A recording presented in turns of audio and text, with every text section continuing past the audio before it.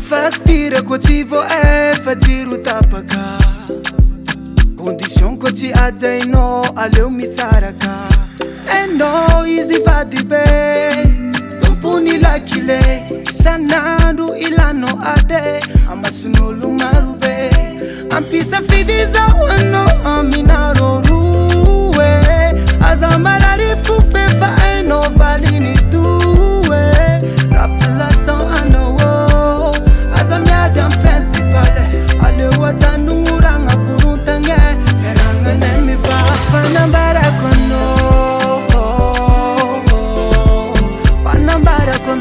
vavady be tsiaroa fanambarako anao vaza ty fa misy tompone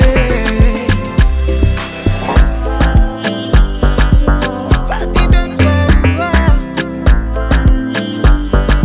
vavady be tsiaroa vady be tsiaroa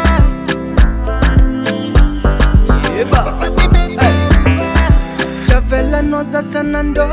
mantsagna chalingi chatwando Kikeki chilera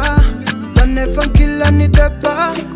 Azagaga come sazeri Fazatenga endigo ankilani Azagaga fa condition fa ainao Ampisa fidiza wano aminaro ruwe Azamarari fufe fa eno valini duwe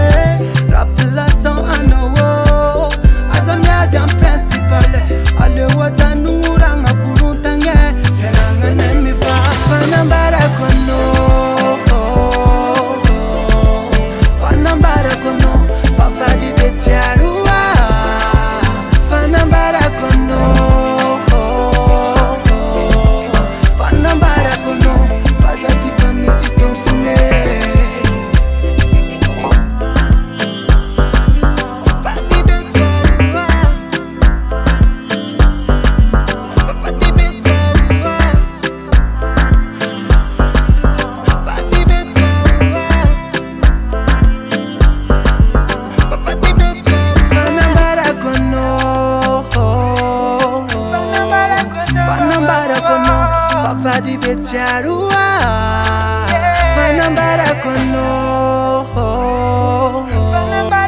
fanambarako anao vaza ty fa misy tompone